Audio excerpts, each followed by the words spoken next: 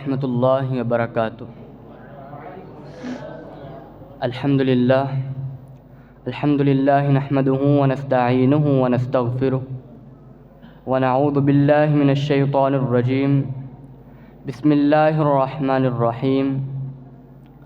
ما لهم به من علم ولا لآبائهم کبرت کلمۃ تخرج من افواہہم ان یقولون الا کذبا۔ سامعین ذی احتشام، یہ ایک مسلمہ حقیقت ہے کہ انسان چاہے کسی بھی ملک، کسی بھی علاقے، کسی بھی مذہب، کسی بھی فرقے یا کسی بھی گروہ کے ساتھ تعلق رکھتا ہو، وہ انسان خوش ہونا چاہتا ہے، وہ انسان مسکرانا چاہتا ہے، وہ انسان ہنسنا چاہتا ہے، اور مذہب انسان کی اس فطرت سے واقف ہے۔ اسی لیے مذہب انسان کو تہوار، تقریبات اور عیدوں کے منانے کی اجازت دیتا ہے۔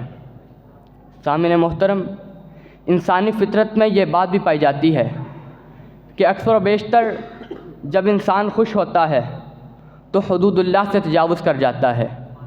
اسی لیے مذہب نے انسان کو اس بات کی تلقین کی ہے کہ تم اپنے ان تقریبات، ان تہواروں کو اور ان عیدوں کو پاکیزہ رکھو، مگر انسانی خواہشات کے سامنے جہاں آسمانی کتابیں تک محفوظ نہ رہ سکیں، وہاں یہ تہوار کیا چیز تھے۔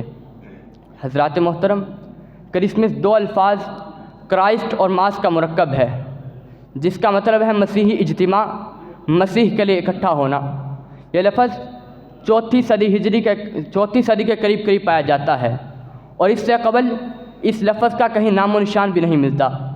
حضرات محترم، یہ یوم ولادت مسیح کے سلسلے میں مختلف علاقوں میں مختلف ناموں کے ساتھ یاد کیا جاتا ہے اور منایا جاتا ہے، مگر چونکا دینے والی بات تو یہ ہے کہ نہ صرف مسیح کی تاریخ پیدائش بلکہ سن پیدائش کے بارے میں بھی مسیحی علماء کے درمیان شدید اختلاف پایا جاتا ہے۔ عام طور پر یہ بات مشہور ہے کہ سن عیسوی عیسیٰ علیہ السلام کی پیدائش سے آغاز ہوتا ہے، مگر قاموس الکتاب اور دیگر مسیحی کتب کی ورق گردانی کرنے سے یہ بات معلوم ہوتی ہے کہ عیسیٰ علیہ السلام کی تاریخ پیدائش 4 یا 6 قبل از مسیح ہے۔ قاموس الکتاب میں یہ تاریخ 4 قبل از مسیح، جبکہ مائیکل ہارٹ نے دا 100 کے اندر 6 قبل از مسیح درج کی ہے۔ حضرات محترم، مسیح علیہ السلام کی تاریخ پیدائش میں بھی اختلاف ہے۔ عام طور پر اسے 25 دسمبر کو منایا جاتا ہے۔ مشرقی آرتھوڈوکس کلیسا 6 جنوری کو مناتے ہیں، جبکہ ارمنی کلیسا 19 جنوری کو یہ تہوار مناتے ہیں۔ حضرات محترم، بالآخر کینن فیرر نے اپنی کتاب لائف آف کرائسٹ میں اس بات کا اعتراف کیا ہے کہ عیسیٰ علیہ السلام کی تاریخ پیدائش بلکہ سن پیدائش بھی نامعلوم ہے۔ اب سوال یہ پیدا ہوتا ہے کہ آخر 25 دسمبر کا تصور کہاں سے پیدا ہوا؟ حضرات محترم، 4تھی صدی کے اندر ایک عیسائی راہب، اس کو عیسیٰ علیہ السلام کی تاریخ پیدائش کی تحقیق و تعین کے لیے مقرر کیا گیا۔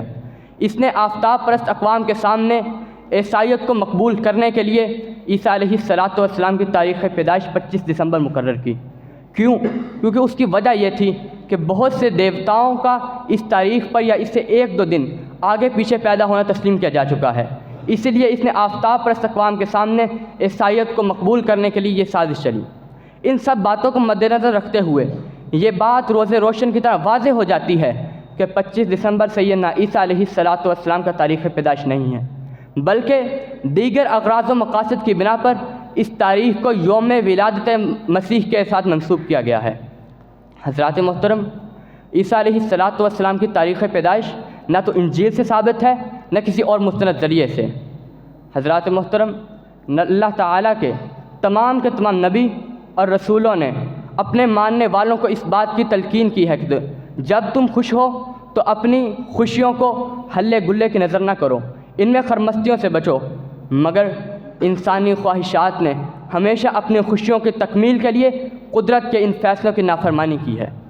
حضرات محترم، کرسمس ڈے پر فضول خرچی کی جاتی ہے۔ کرسمس ڈے پر سجائے جانے والا ایک درخت جسے کرسمس ٹری کہا جاتا ہے، اگر اس ایک درخت کی قیمت برطانیہ کی کرنسی کے حساب سے لگائی جائے تو صرف ایک درخت کی قیمت 2.5 سے 2 لاکھ بنتی ہے، اور ایک اندازے کے مطابق برطانیہ کے اندر ایک کرسمس ڈے پر تقریباً 80 لاکھ کرسمس ٹری سجائے جاتے ہیں۔ اور سامعین محترم، یہ کرسمس ڈے اس کا آغاز ہوا تو اس کا مقصد یہ تھا کہ لوگوں کے اندر مذہبی رجحان پیدا ہو، مگر آہستہ آہستہ یہ مذہبی طور پر پیش کی جانے والی بدعت پہلے موسیقی، پھر ناچ گانا اور پھر ڈانس اور بالآخر شراب کے زد میں آ گئی۔ اور جب اس بدعت کے اندر شراب کا داخل ہونا تھا کہ یہ بدعت یہ عیاشی کی شکل اختیار کر گئی کہ برطانیہ کے اندر صرف ایک کرسمس ڈے کے موقع پر 1 ارب 50 کروڑ پاؤنڈ کے ارد گرد قیمت میں شراب پی جاتی ہے، اور ایک سروے کے مطابق برطانیہ کے اندر ہر 7 میں سے ایک نوجوان شراب نوشی کے بعد بدکاری کرتا ہوا نظر آتا ہے۔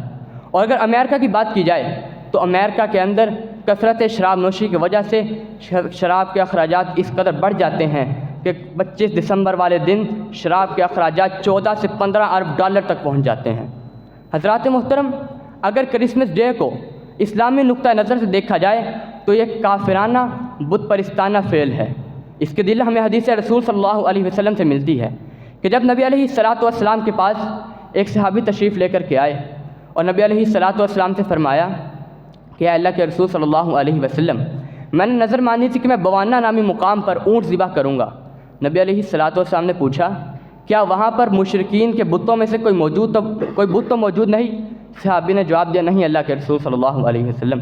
نبی علیہ السلام نے اگلا سوال پوچھا کہ کیا وہاں پر مشرکین کے تہواروں میں سے کوئی تہوار تو نہیں منایا جاتا؟ بتایا گیا نہیں اللہ کے رسول صلی اللہ علیہ وسلم۔ پھر جا کر اللہ تعالیٰ کے نبی علیہ السلام نے اس صحابی کو بوانہ نامی مقام پر اونٹ ذبح کرنے کی اجازت دی۔ اس حدیث سے یہ بات ثابت ہوتی ہے کہ جس جگہ پر مشرکین کے تہوار منائے جاتے ہیں اس جگہ پر جانا بھی حرام ہے، تو پھر ان کے تہوار میں شریک ہونا بھی بالاولیٰ حرام ہے۔ اور اسی پر سیدنا عمر رضی اللہ تعالیٰ عنہ کا قول ہے کہ سیدنا عمر رضی اللہ تعالیٰ عنہ کہتے ہیں کہ تم لوگ مشرکین کے عبادت گاہوں میں، مشرکین کے گرجا گھروں میں ان کے عید کے روز مت جاؤ، کیونکہ ان پر اللہ تعالیٰ کا غضب نازل ہوتا ہے۔ اور اسی مسئلہ پر اصحاب رسول اللہ، تابعین، تبع تابعین اور فقہاء محدثین کا اجتماع ہے۔ اور امام ابن قیم الجوزیہ رحمہ اللہ فرماتے ہیں اس شخص کے بارے میں جو مشرکین کے تہواروں میں شریک تو نہیں ہوتا لیکن صرف ان کو مبارکباد پیش کرتا ہے، اس پر امام ابن قیم الجوزیہ رحمہ اللہ فرماتے ہیں کہ یہ شخص ایسے ہی ہے کہ ایک مسلمان دوسرے شخص کو صلیب کے سجدہ کرنے پر مبارکباد پیش کر رہا ہے۔ اور امام ابن قیم رحمہ اللہ اگلا جملہ ارشاد فرماتے ہیں کہ یہ شخص اس سے بھی زیادہ غلیظ، اس سے بھی زیادہ گندا، اس سے بھی زیادہ قبیح کام کر رہا ہے جو شخص بدکاری کرنے کے بعد کسی کو مبارکباد پیش کرتا ہے۔ اس لیے ہم مسلمانوں کو چاہیے کہ ہم ہر اعتبار سے غیر مسلموں کے تہواروں کے اندر شرکت کرنے سے بچیں۔ وما توفیقی الا باللہ۔